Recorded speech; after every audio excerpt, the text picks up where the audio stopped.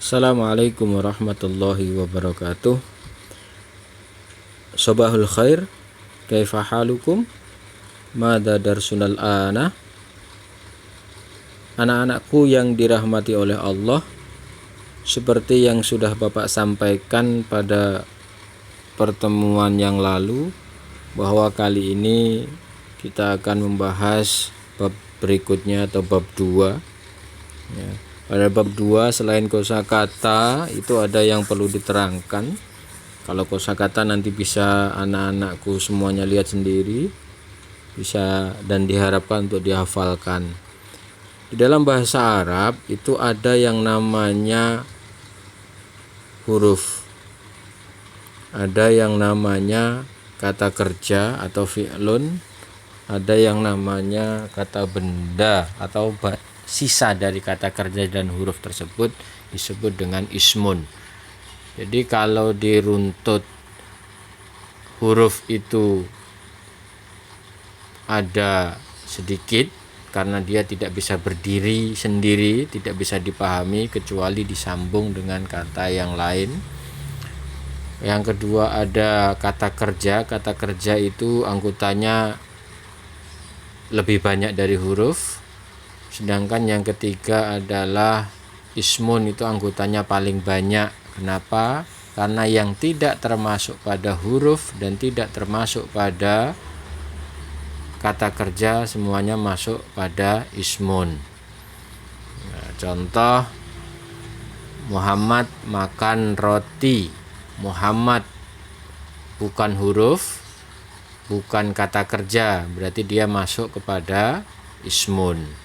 Makan bukan huruf, tapi dia kata kerja karena menunjukkan sebuah pergerakan, maka ya, dia dimasukkan kepada kata kerja. Berikutnya ada yang disebut dengan harfun.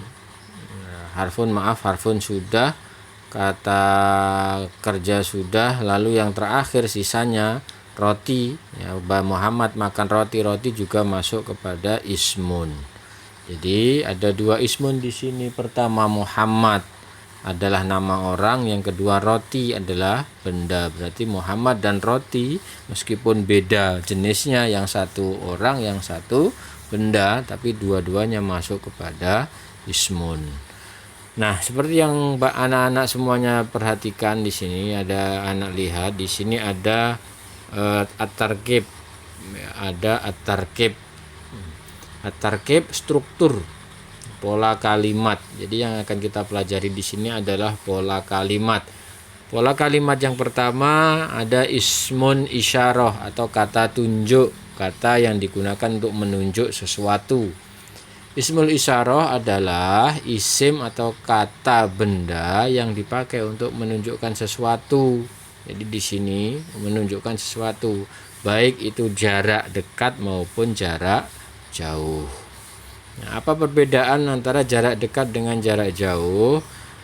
Nah, kalau paling mudah kita pahami, yang disebut dengan jarak dekat apabila tangan kita mampu menggapainya dalam keadaan normal. Maksudnya dalam keadaan normal apa? Sengaja tidak mau menyentuh, itu berarti tidak normal. Di sampingmu misalkan ada buku tapi kamu tidak mau menyentuhnya, itu berarti jarak tersebut dekat sebetulnya, tapi kamu sengaja tidak mau menyentuhnya. Padahal kalau tangan kamu julurkan, kamu nyampe, itu masih disebut dengan jarak dekat. Sedangkan jarak jauh apa? Ketika tangan kita tidak mampu menjangkaunya dalam keadaan normal. Nah, itu disebut dengan jarak jauh. Dari dalam bahasa Arab ada dua macam ya. Jarak dekat dalam keadaan perempuan dan jarak dekat dalam keadaan laki-laki, muannas maupun mudzakkar ya. Benda-benda yang digolongkan kepada muannas itu apabila akhirannya berharokat tak marbutoh. Apa itu harokat tak marbutoh ini? Ya. Tun, hadhihi mahmudatun. Ya. Berikutnya mistorotun. tilka mistorotun. Jadi kalau akhiran kalimat ada tak marbutoh ya, atau tak bulat itu ya, tak yang bentuknya bulat ya, itu kalau dimatikan berubah menjadi hak ya. Contoh hadhihi mahmudah, tidak dibaca mahmudatun tapi hadhihi mahmudah, itu disebut dengan tak marbutoh. Apabila kata benda itu ada tak marbutohnya, maka kita menggolongkannya sebagai muannas. Kata tunjuknya menggunakan apa? Hadhihi atau tilka. Nah, di sini perhatikan hadhihi mahmudatun, tilka mistorotun. Ya. Sedangkan kata benda yang tidak menggunakan tak marbutoh, nah di sini tidak menggunakan tak marbutoh. Ya, bisa kita lihat bersama-sama. Maka dia digolongkan kepada mudzakkar. Nih, mudzakkar. Ya. Nih, tidak ada tak marbutoh. Nah, tidak ada tak marbutoh. Maka dia mudzakkar. Apa yang kita gunakan? Hada ataupun zalika. Nah, itu anak-anakku yang berbahagia. Ya, penggunaannya contoh kita contohkan di dalam penggunaannya. Hada faslun. Hada mahmudun. Ketika kita bilang hadza Mahmud, berarti Mahmud dekat dengan kita, bisa kita sentuh. Ketika di dalam sebuah ruangan atau dekat itu jika Mahmud bisa kita sentuh. Contoh iki lo Mahmud, ini lo Mahmud, sambil menunjuk memegang bahunya, memegang badannya, maka bisa menggunakan hadza. Hadhihi mahmudah. Ini loh mahmudah, itu berarti orangnya dekat bisa kita sentuh. Tapi kalau tidak, maka kita tidak bisa menggunakan itu. Nah, berikutnya ada na'at. Ya. Nah, maaf, di sini ada juga yang disebut dengan kata keterangan tambahan. Tadi kita bisa hadza faslun. Apa keterangan tambahannya? Kita tambahi jamilun. Hadzal faslu jamilun. Apa yang berubah? Perhatikan. Ketika hadza faslun, kata kelas tidak ada alif lam. Tapi ketika ada keterangan tambahan, maka kita menambahkan alif lam. Nah, kita menambahkan alif lam, kita dekatkan saja. Nah, di sini. Nah, ini tidak ada alif lam. Tapi ketika kita masukkan jamilun, keterangan tambahannya bagus, maka al-faslu kita menambahkan alif lam. Nah, jadi menjadi kelas ini bagus. Kalau yang pertama kita artikan ini kelas, yang kalau sudah ditambahkan keterangan tambahan menjadi kelas ini bagus. Begitu juga dengan ruangan ini bagus dan seterusnya. Nah, itu. Berikutnya ya, kita mengenal dengan kata istilah na'at atau man'ut. Na'at adalah kata yang memberikan sifat, kata yang mensifati, memberikan karakter kepada kata yang lainnya, yang posisinya nanti berada di depannya. Sedangkan man'ut itu adalah kata yang disifati atau kata yang diberi karakter oleh na'at. Nah, jadi na'at adalah sifat atau karakter, sedangkan man'ut adalah benda yang disifati. Contoh, saya bilang meja. Nah, meja, lalu saya berikan besar. Berarti mana na'atnya? Na'atnya adalah besar. Mana man'utnya? Man'utnya adalah meja. Meja diberikan sifat dengan kata besar. Murid pandai. Mana na'atnya? Pandai. Mana? Lalu posisi murid sebagai apa? Murid sebagai yang disifati, maka dia disebut dengan man'ut. Nah, berikutnya, nah ini ada contoh-contohnya ya. Nasyitun tilmidun Ibrahim ya, naatnya nasyitun yang disifati adalah tilmidun, sedangkan yang disebut dengan murid sendiri adalah Ibrahim. Nah, jadi menjadi kalimatnya adalah Ibrahim adalah siswa yang rajin. Loh, ini kenapa tidak pakai alif lam? Karena mubtada'nya menggunakan nama orang. Kalau nama orang tidak boleh ditambahi alif lam. Kita tidak boleh bilang Muhammad menjadi Al-Muhammad. Siapa nabimu? Nabiku adalah Al-Muhammad. Tidak boleh. Kenapa? Karena Muhammad nama orang. Siapa gurumu? Guru saya adalah Pak Mukhlisin. Tidak boleh kamu bilang guru saya adalah Pak Al-Mukhlisin. Tidak boleh. Kenapa? Karena nama orang. Jadi kalau boleh pakai alif lam nanti aneh. Ini Ibu Budim, jadi ini Ibu Al-Budi. Nah, ini tidak boleh ya. Jadi mubtada itu dulu sudah saya jelaskan, yang namanya awalan, kata yang letaknya paling awal itu harus menggunakan alif lam. Ya, kecuali pada nama orang dan juga nama-nama benda yang khusus. Contohnya apa? Benda khusus itu kota, nama kota, daerah, ataupun bahasa kita yang diarabkan. Contohnya apa? Internet, televisi, dan sebagainya. Nah, itu. Berikutnya, ya, ini ada catatan. Dalam bahasa Indonesia, naat diposisikan dengan terjemahan kata yang. Nah, contoh, saya punya mobil yang bagus. Kalau tanpa yang bagus sebetulnya kalimat itu bisa dipahami tidak? Saya punya mobil, bisa. Nah, Faruk adalah siswa, bisa. Nah, tapi karena naat tadi adalah tambahan, maka Faruk adalah siswa yang rajin, jadi menambahkan saja. Nah, itu.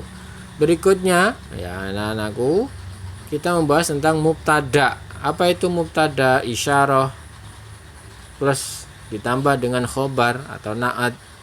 Bisa juga dengan dzarful makan. Dzarful makan itu apa? Yang kemarin yang di dalam kosakata.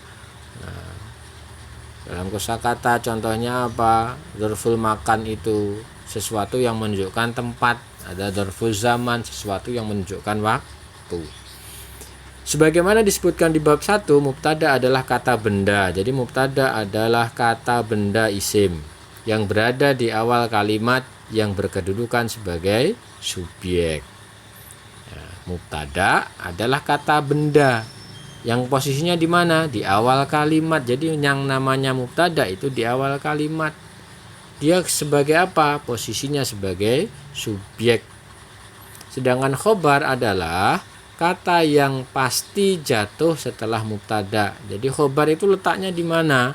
Dia harus setelah mubtada. Jadi tidak boleh khobar kok letaknya diselingi dengan kata yang lain. Nah, itu tidak boleh. Atau khobar letaknya 5 kata setelah mubtada, itu tidak boleh. Jadi harus berdampingan antara mubtada dan khobar. Posisinya sebagai apa? Sebagai predikat, penjelas, keterangan. Nah, yang bagian A, mubtada isyarah plus khobar dari naat. Apa maksudnya mubtada dari isyarah? Mubtada yang diambil dari kata tunjuk. Ya, jadi mubtadanya kita menggunakan kata tunjuk. Hadza, hadihi, dzalika, tilka. Khobarnya dari naat atau dari sifat. Maka hadzal hammamu nadzifun. Kalau kita tidak pakai nadzifun bagaimana? Hadza hammamun. Tidak boleh pakai alif lam. Tapi kalau kita menggunakan naat, maka hadza al-hammam, menggunakan alif lam, nadzifun. Hadhihi sahatu wasi'atun. Nah, kalau tidak pakai wasi'atun, kita cukup hadhihi sa'atun. Nah, macam ini. Ketika kita hanya menggunakan ini, maka tidak boleh menggunakan alif lam. Nah, ini hilang. Alif lam ini hilang. Ini tidak boleh. Kenapa? ketika tidak ada naat. Kenapa kok ketika tidak ada naat dia nggak ada alif lam, dia berubah posisinya sebagai khobar. Jadi ini sebagai mubtada, ini sebagai khobarnya. Nah, tapi kebalikannya ketika nanti kita menggunakan naat, nah dia posisinya sebagai apa? Kedua-duanya bergabung menjadi khobar. Nah ini jadi sebagai khobar ini. Kalau yang pertama tadi ini khobar, ini mubtada, tapi ketika kedatangan naat maka berdua ini menjadi mubtada. Paham? Nah kita lanjutkan. Nah, ini ada keterangannya. Kata yang tercetak tebal berkedudukan sebagai mubtada. Sebenarnya bukan tercetak tebal, kata yang tercetak merah. Nah, gitu ya. Kata yang bergaris bawah berkedudukan sebagai khobar, keterangan atau predikat, kata sifat. Struktur contoh kata di atas adalah mubtada ditambah khobar yang berasal dari kata sifat. Yang D, susunan ini harus ada kesesuaian antara muzakkar ataupun muannas. Maksudnya kesesuaian apa? Namanya mubtada dan khobarnya itu harus sama. Kalau mubtadanya muannas, nah ini mubtadanya muannas, maka khobarnya juga harus muannas. Tetapi kalau khobar mubtadanya mudzakkar, ini mudzakkar, kenapa? Enggak ada tak marbutah, maka khobarnya juga harus mudzakkar. Ini sesuai namanya. Ini sesuai. Enggak boleh kita balik. Dzalikal maqsafu jadidatun, kita tambahin tun. Nah, ini enggak boleh. Kenapa? Tidak ada kesesuaian. Nah, anak-anakku yang dirahmati oleh Allah, terima kasih hari ini kita belajar ini. Ya, nanti pertanyaannya menyusul. Semoga kita senantiasa sehat. Ingat pesan mama, ya, selalu mencuci tangan, selalu menjaga jarak, ya, dan memakai masker. Sekian. Assalamualaikum warahmatullahi wabarakatuh.